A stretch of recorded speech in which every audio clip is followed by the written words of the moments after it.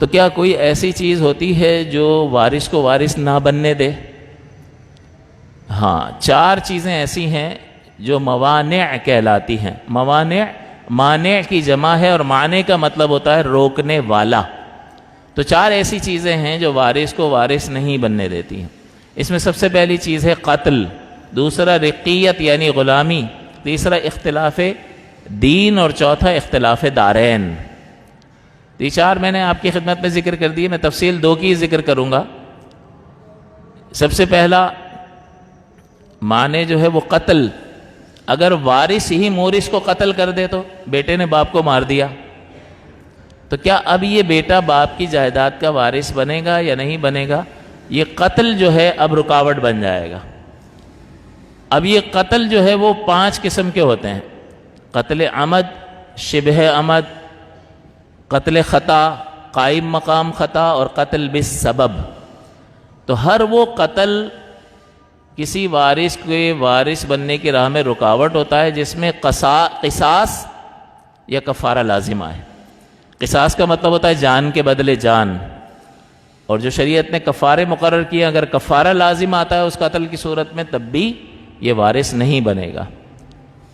تو قتل عمد کا مطلب یہ ہے کہ آلہ جارحہ سے، قتل کرنے والے آلے سے ہی مار دیا، گولی مار دی، چاقو مار دیا، زہر پلا دیا، آگ میں جلا دیا، تو یہ وارث نہیں بنے گا۔ قتل خطا میں بھی وارث نہیں بنے گا۔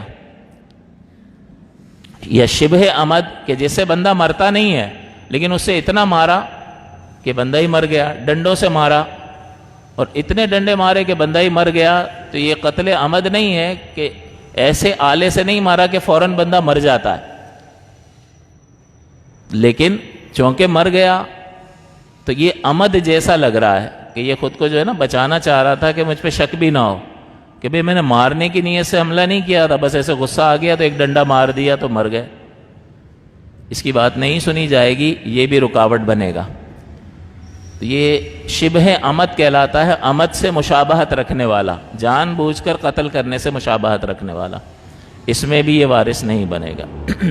قتل خطا کا مطلب ہوتا ہے غلطی سے مار دیا، نشانہ کسی کا لگا رہا تھا اور والد صاحب کو گولی لگ گئی، یا اس طرح سے کہ جانور کو تو لگی، اس کو چیر کر آگے نکل گئے اور اس طرف وہ کھڑے تھے ان کو لگ گئی، تو یہ قتل خطا کہلاتا ہے۔ قتل خطا بھی معنی بنے گا، اس میں بھی بندہ پلاننگ کر سکتا ہے کہ یار لوگوں کو شک بھی نہ ہو، میں سزا سے بھی بچ جاؤں اور وارث بھی بن جاؤں، لہٰذا اس طرح نشانہ لوں کہ یہ قتل خطا نظر آنے لگ جائے۔ تو شریعت نے راستہ ہی بند کر دیا کہ قتل خطا کی صورت میں بھی وارث نہیں بنے گا، قتل خطا کی صورت میں بھی وارث، لہذا قتل عمد، قتل شبہ عمد، قتل خطا اور قائم مقام خطا۔ بلندی سے چھلانگ لگا دی، ابا جی نیچے سو رہے تھے، اس نے چھت سے ابا پہ ہی چھلانگ لگا دی اور ابا کمزور تھے، وفات پا گئے، تو اس کو کہتے ہیں یہ قائم مقام خطا ہے،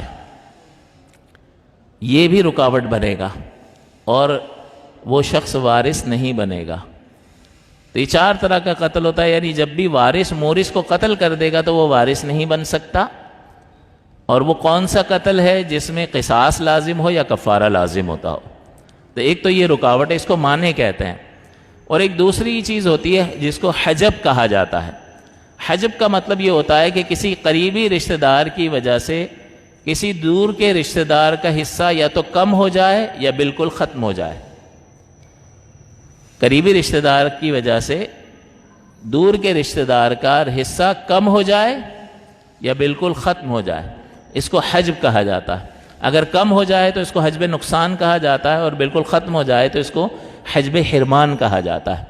جیسے اگر میت کی اولاد موجود ہے تو اس کی بیوی کو 8واں حصہ ملتا ہے، 12.5%، اور اگر میت کی بالکل کوئی اولاد ہی نہ ہو تو بیوی کو ربع ملتا ہے 25%۔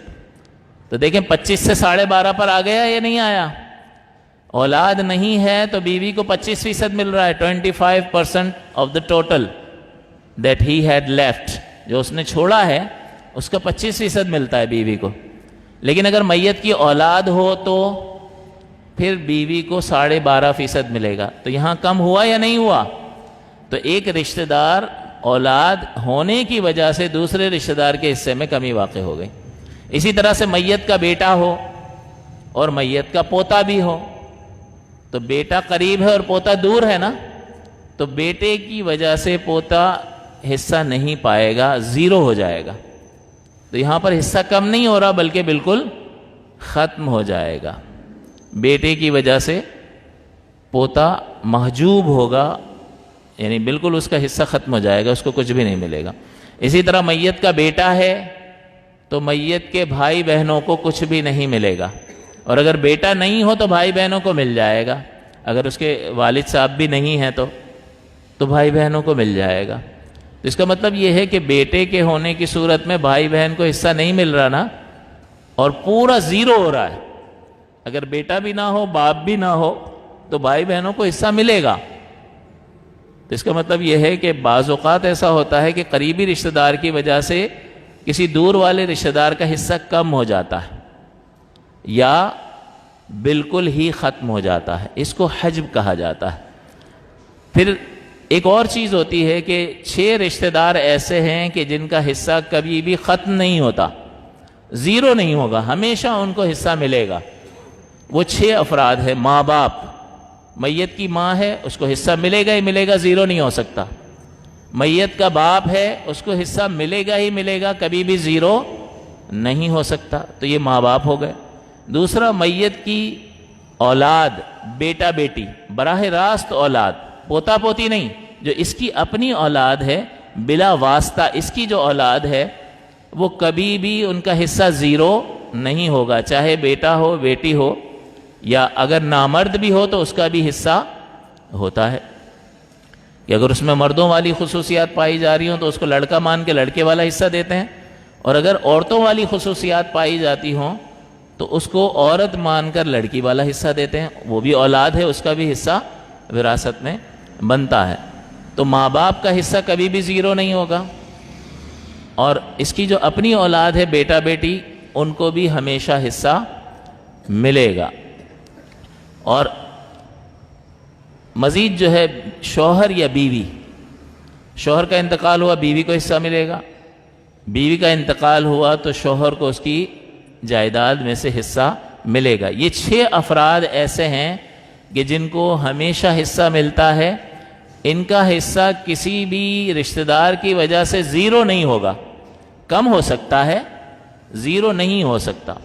جیسے ماں کا حصہ زیادہ سے زیادہ 33% ہوتا ہے، ثلث کل کا 1/3، 33% حصہ زیادہ سے زیادہ ماں کو ملتا ہے.